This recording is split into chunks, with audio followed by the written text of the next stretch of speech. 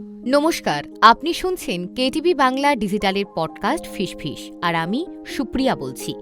Social মিডিয়ায় একটা post প্রায় রোজই ঘোরাফেরা করে, যেখানে লেখা থাকে মন খারাপের ওষুধ নাকি পাহাড়। আচ্ছা, সত্যিই কি মন খারাপের ওষুধ পাহাড়? এই প্রশ্নের উত্তর তো শুধু পাহাড় প্রেমীদের কাছেই রয়েছে, কিন্তু আমাদের কাছে রয়েছে এমন এক অফবিটের খোঁজ যার নাম দাওয়াই পানি। কেটিভি বাংলা ডিজিটালের পডকাস্টের আজকের এপিসোড ফিসফিসে রইল এ বিষয়ে বিশদ তথ্য।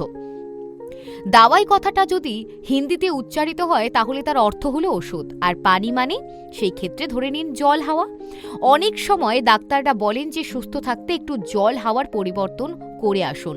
এবার যদি আপনি মন খারাপের ওষুধ হিসেবে পাহাড় খোঁজেন তাহলে সোজা চলে যান দাওয়াই পানিতে। দার্জিলিং থেকে 1 ঘন্টা এবং শিলিগুড়ি থেকে মাত্র 1.5 ঘন্টার পথ এই দাওয়াই পানি, আর ঘুম স্টেশন থেকে তো মাত্র 20 মিনিটের পথ এই দাওয়াই পানি।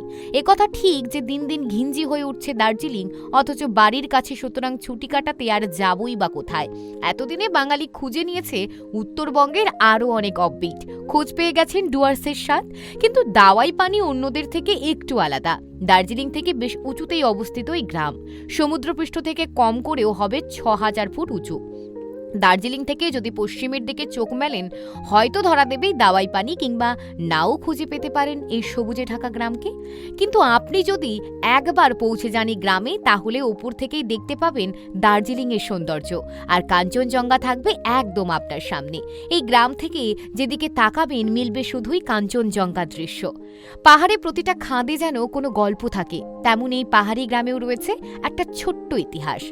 একসময় ব্রিটিশদের প্রিয় কুইন অফ হিলস ছিল এই দার্জিলিং। এই গ্রামের একটু নিচে রয়েছে একটা ছোট সেতু, যা তৈরি ব্রিটিশদেরই। সেখান দিয়ে অনবরত রয়ে চলেছে দাওয়াই পানি নদী। ইচ্ছে হলে সকালের দিকে ঘুরে আসতে পারেন এই নদীতে।